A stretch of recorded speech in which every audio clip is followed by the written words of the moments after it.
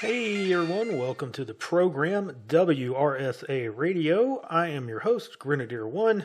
As always, I hope you're having a good week. I am having a good week. I've spent the last few days, like most of you, I'm sure, watching the Russian invasion of Ukraine, something we anticipated, been kind of looking for to happen for some time now. I predicted this would happen earlier in the year, but earlier last year, actually, and before the end of 21. But at any rate, it has taken place. That is the topic for the show today, so let's jump right into it. I'm a little crunched for time today, and I've written this show earlier. I'm recording it a little bit later, and by the time you listen to this or see this, some of the information I have may be inaccurate. It may be stale, and that's just the nature of this particular conflict. Things are changing fairly quickly. First off, I want to preface all of this by saying that during this entire situation, we've been presented with information that is completely unreliable. This information is coming in from all sides and all sources, both whichever side you're taking in the conflict, pro-Russian, pro-Ukrainian, and the information is supporting either side or diminishing the other side. So it's just all over the map. We do not have a clear picture of anything at this point. There are some clear indications of where the big picture is, where we believe the primary lines of Russian advance are, where we think their units are to some extent. But that's pretty much it. The finer points, the little details are just really unknown. There's so many rumors and stories and unconfirmed reports that, that's what we know as the fog of war. And it's so heavy and thick on the ground that it's difficult to say for sure where the current situation is in Ukraine. Okay, so that setting that place. We're seeing people posting and sharing videos and photos that are really old, years old in some cases. We've seen videos of Russian air shows being reported as current operations over Kyiv and things like that. Just on and on it goes. And I say these things to urge you to be very, very careful what you repost and what you believe to be accurate information about the conflict. And I'm very much a supporter of open source information and following the flow of events online yourself. I do that. I promote that, and I encourage that. I think it's a skill, and it's something that you have to develop and build, and that's why I do these things. And part of that, the caveat is that you must be very careful with the information that you consume and that you pass on. Check your sources and see if you can find the original posting and confirm some of the things that you see. Be skeptical, and I think that's the best advice that I can give everybody. I've seen this bite people several times just in real time. I've watched some live streams and have people pull up something and go, "Hey, look at this video," and they show it, and the chat from the live stream says, "Oh yeah, dude, that's old. That's from 2 years ago. That's that. Don't. Oh, okay. I'm sorry. I'm putting out bad information." So I've seen it happening in real time in this conflict. So I just want to throw that out there. I start the show that way to kind of, like I said, set the stage for things as we're seeing them. As I record this, it's Friday afternoon, East Coast of the United States. It's probably 10 o'clock, 11 o'clock local time in Ukraine. And today we saw Russian forces reportedly in and around the capital city, and Russian armor closing in. It's actually Russian airborne troops in armor, airborne armor as they call it, driving in towards the city. The fighting is taking place close to the capital, but I want to stress to people that this is far from over. When we first talked about this potential invasion, a number of episodes back, and going back into last year, I said the Russians invading Ukraine was pretty much a foregone conclusion of Russia's going to win this. The only question and the only debate is how long this was going to take and how big of a butcher bill the Russians were going to pay for it. And I stated that I thought the Ukrainians would hold out for about 2 weeks, and the Russians would pay a heavy toll. And I think my time prediction is probably a little off at this point, and it'll likely be maybe a week at this point. But I still think the Russians are going to pay a heavier price than people anticipated, particularly the Russian fanboys. I don't think that they're prepared for the number of casualties that are going to come out. Eventually, that will trickle out. The Russians aren't going to tell people, but you're going to start hearing some stories about how many Russians have actually been casualties in this fight. As of this writing, Russia appears to be very much behind schedule and not accomplishing their invasion goals, at least on their timetable. They're taking significant casualties, and the Ukrainians are still holding out in some very key areas. The Ukrainians are putting up a probably stiffer resistance than they anticipated. There are lines of advance and attack that we can confirm that appear to be Russian objectives, that the Ukrainians have completely stopped Russian advances, particularly around Kharkiv. When you look at the map and you can kind of speculate on what the Russian objectives are, and indicators are that they would be making a north to south drive from Kharkiv to link up with a south to north drive from Crimea, and kind of create that corridor between those two locations. And this would have the benefit of linking to Russia the two breakaway Ukrainian states, and create this continuous pathway from primary Russian territory all the way down to the Crimea. Just encompass those areas back into Russian control. Now, myself, as well as many others, believe this is a major objective of the Russian strategy. And all indications are that the attack on Kharkiv has stalled out, and the fighting is very heavy. One would have to guess that the Russian operational order envisioned being beyond the city within 24 hours, either by taking it or bypassing it. I don't think they anticipated fighting being as heavy inside the city as it has been. They've yet to do either of those things, at least as much as I know at this point.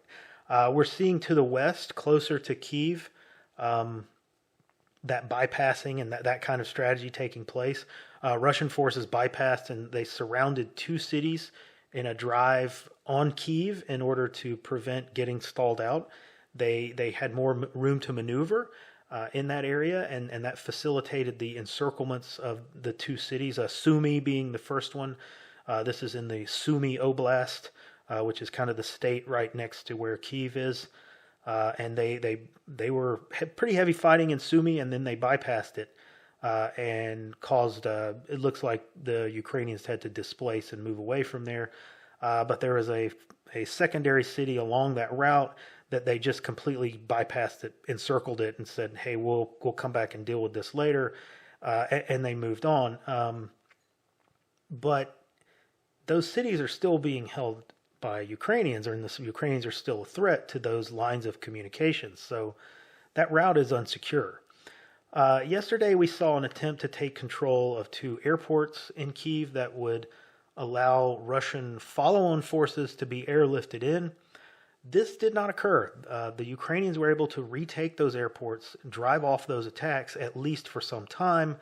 Reports this morning were that the Russians had retaken, after several attempts, the Antonov airfield, which is in Gostomel or Hostomel, which is northwest of Kyiv. It's on the western side of the Dnieper River, and it's a what you might call a cargo airfield, something like FedEx or something having their own private airfield. But it facilitates, transport in of airborne troops. And this is allowing those air assault forces to link up with some leading elements of ground forces that came in from Belarus across the border through Chernobyl. They actually took control of the Chernobyl nuclear plant and that whole exclusion zone. There was a lot of heavy fighting that took place up there, but the Russians have that under control and were able to push through. And at least we have some unconfirmed reports some photos and videos indicating that there were Russian airborne forces near Kyiv, and they've kind of linked up with some of those leading elements. The air assault on the airport was conducted by these airborne forces, so it very well could be that the airfield itself is still contested, and the forces have been driven off of that attack, but they moved away and continue to try to drive into the city. It's just really difficult to say at this point, as information is pretty spotty and unreliable. So, as night fell, as things got dark and reports kind of slow down, it's possible that the Russians were able to bring in some of those aircraft into that airfield if they still controlled it without too much trouble. I just don't know at this point. I don't have an update there. One of the things that it has kind of come to light or has showed itself is that during the day, the Ukrainians seem to be able to put up a fight and stall and make things difficult for the Russians, but the Russians seem to be able at night to kind of make up some ground and move, at least in small elements, without too much interference from the Ukrainians. So it's a very interesting the way this is all kind of unfolding. What is very clear is that the Russians, at least from the high level, 50,000 foot level, if you will, they look to be taking a very risky course of action. They have advanced on several very narrow fronts, and they are bypassing these urban areas or these areas where they run into stiff resistance that offer the Ukrainians, good defensive positions and whatnot. And they launched those two air assault operations with the intent on taking the airfields. And the air assaults would have facilitated those airborne troops coming in, landing in aircraft, and being able to surround Kyiv and prevent the escape, one would guess and suppose, of these Ukrainian government officials who are reportedly on the menu, if you will. This kind of puts a lot of eggs in one basket. It seems like, to risk these very long lines of communication that are very thin, those are very vulnerable to decapitation strikes and to be cut off. And I think they were trying to risk that, weigh that against their decapitation of the Ukrainian government in the hopes that it would cause the rest of the country to lay down their arms and surrender. The benefit of this course of action is that it looks to be very considerate of the civilians in the country. And while there have been some civilian casualties, and that looks to mostly be by accident. Now, that's not the case from what we've been hearing around Kharkiv, but that can probably be attributed to the resistance there being stiffer and more organized, and the Russians' need for the use of larger and more indiscriminate artillery and rocket strikes. For the most part, however, we're seeing tanks and APCs that are just advancing along in columns on the road, and civilian traffic is just allowed to pass them unmolested and just carry on about their business. I was watching a feed last night that was showing a traffic cam and this long line of probably 50 to 60 Russian vehicles, and they were stopping and letting traffic pass between them. It was just very bizarre. Okay, that's kind of the character of this, is really, really strange. And it's not hard to see that this was done on purpose, to prevent the desire of the Ukrainians to conduct guerrilla or partisan operations along those very long and thin lines and vulnerable lines of communications that I mentioned. The message, though, it's unspoken, but it's, we only want to go after your government and those who are fighting, and if you leave us alone, we'll leave you alone. It's a very interesting way of going about it for the Russians, at least. And that would not be shocking for a NATO army to be doing this. That's how we kind of do things. But to see the Russians doing it is, at least, I think, somewhat novel and at least unexpected for me. Like I said, it makes sense when you look at what the overall strategy seems to be, but it's just an interesting point, something to note. So from the Russian perspective, I have to imagine they are comfortable with the achievements so far in the invasion, but I can't think that they're very happy with the timetable and the way that it has unfolded. I think they're glad that they're getting along and getting close to the capital, but it's not happening as quickly as they wanted it to. And the results of some of the aspects of the operation have not gone the way that they envisioned them to. I believe they were aiming to capture those airfields very quickly, surround Kyiv, and just, force that capitulation very early, be able to capture those government officials while they were still in the capital. And that didn't happen. So many of those officials, no doubt, have left the city, and some of them have probably left the country if they were smart. Like I said, the smart ones did. There's no word, of course, on where the president of Ukraine actually is. He's giving the impression that he's in Kyiv, but I would hazard a guess that he's probably somewhere close, but just to the west of the city, maybe the southwest. I would think he would want to be close enough to get into the city if he needed to be seen publicly, but not be in the city itself, so he would be able to move and maintain continuity of government in case the situation just collapsed very quickly. He doesn't strike me as this kind of Hitler in the bunker kind of guy where he's going to hold out till the very end. But I don't think he's going to flee to Poland or something like that and kind of leave everybody hanging. I think he strikes me as somebody who's going to stick around, at least in some capacity. Now, according to reports late yesterday, the Russian foreign minister had reached out to Zelensky, that's the president of Ukraine, and told him that Russia would be willing to negotiate provided that Ukraine surrender and give up its bid to join NATO and sign an agreement to ensure that no strategic weapons would be allowed in the country. Honestly, if that is true, Zelensky is probably very foolish for not accepting it immediately. This was just a report, so we don't know if it was accurate. But this morning, it was also reported that Zelensky had reached back out to Putin and indicating that he was willing to negotiate. So perhaps this is still something that's, on the table and possible. Again, all that is unconfirmed, and it's based off of some Twitter postings from media, so take it for what it's worth. From the Ukrainian perspective on this, they announced late yesterday that they expected today to be the worst and that it would take strength to kind of hold out and get through the day. Now, I'm not sure what they mean by this.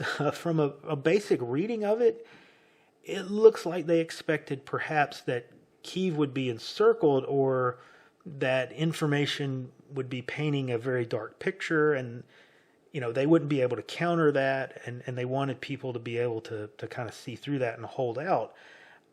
I'm not sure, but it seemed to me that they were perhaps expecting that this difficult situation would not last, and that they would somehow pull some magic out of their hats and change this, big picture.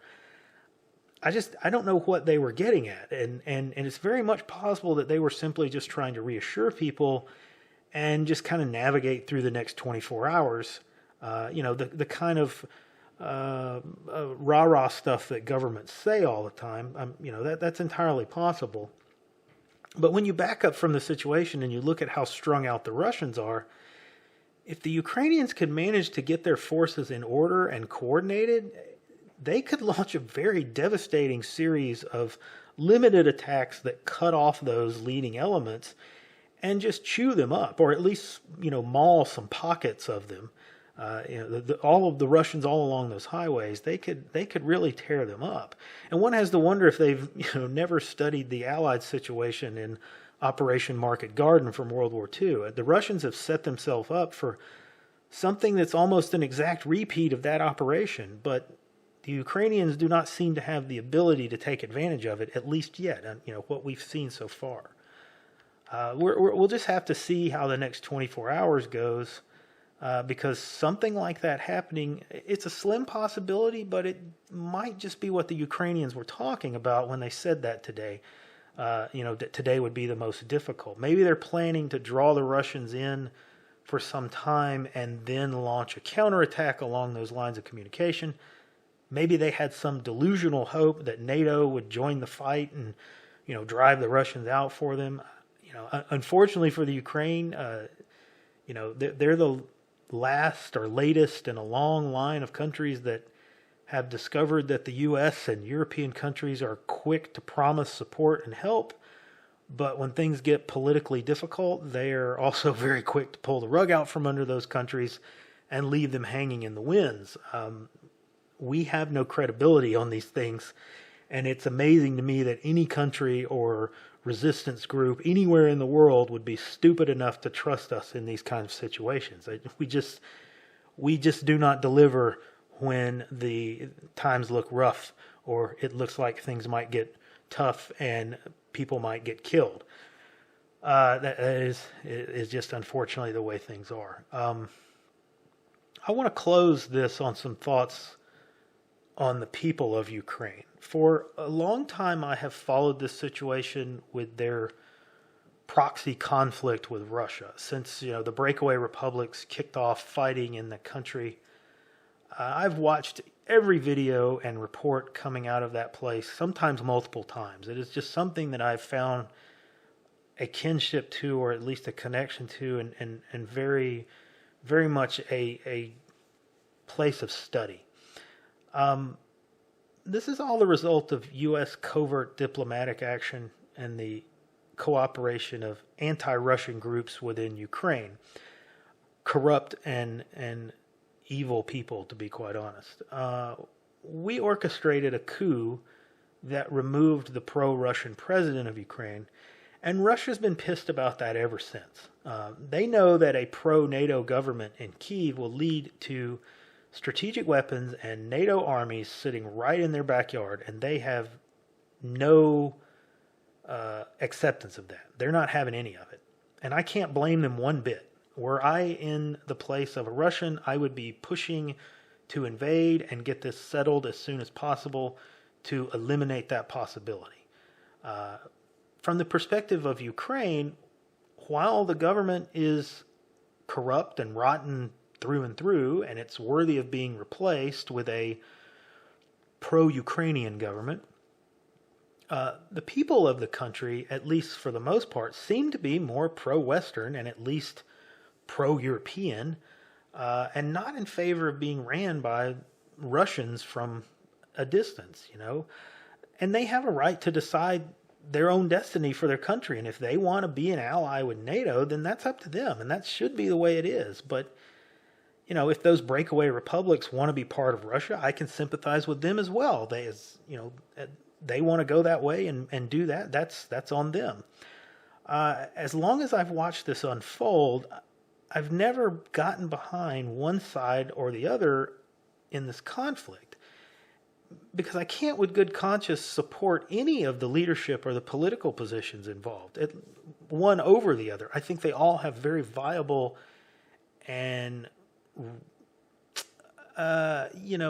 moral underpinnings. What I've been consistently in support of, though, are the average citizens of Ukraine. It's been a very long time since I felt like the people of a country were truly caught in the middle of just a whirlwind of international things that was flowing around them, and there was very little that they could do about it. Regardless of which action they took, they stand to lose. Their own government really sold them out, and with regard to the fighting that's taken place between them and the breakaway republics, go out there and do the fighting, but we're too busy grifting off of the public purse to actually support you and supply you with the weapons and equipment and gear and food that you're going to need. But you need to go out there and bring those republics back into the fold. But anyway, and they're not only facing one superpower, but they're facing two. Okay. They don't even have a religious ideology to fall back on and take guidance from and kind of drive them the way that the Islamic countries have. In a lot of ways, they're very much like us in the United States, those of us who still call ourselves patriots. And I guess that's why I find such a connection with them, why I believe that they're currently fighting a fight that they will ultimately lose, but I hope that they maul the Russians and make them pay for the effort. But at the same time, I hope the Russian effort results in long-term negative ramifications for the globo-homo governments of the West. We've done this to people all over the world too many times, and our governments keep sticking their hands into affairs that they have no business in and dragging the lives and the welfare of our citizens, not to mention the fruits of our labor, just into complete ruin. And they collect the profits and they move on to the next event, and we lose families and fortune and pay all the price for it. It's absolutely evil. It would be the best of the people of Ukraine if the people of the Ukraine could win and everyone else could lose. But that's not how reality works. And as I finish putting this show together, reports are that the Russians are very close to the center of Kyiv, but that's still unconfirmed. We'll have to see how the next 24 hours goes. I pray for the people of Ukraine. I hope you guys will as well, for their benefit. Hopefully they come through this with very few casualties and will be around to live through whatever happens. We shall see. Just a reminder, Concerned American and I will be back at that park that we were at last weekend or 2 weeks ago doing a conditioning hike this Sunday. I changed the day. It's going to be Sunday instead of Saturday at 1000 hours. Look at the description of the video for the location and details. If you want to come out and attend with us, we will be welcome to have you. We will have some conversation afterwards, just like last time. We'll talk about some things face-to-face that we may not be able to talk about on chats or videos. So come out and see us. That's all the time I got for today, folks. Come see us over on Gab and the Mothership. Like and subscribe, and I will see you on the next episode.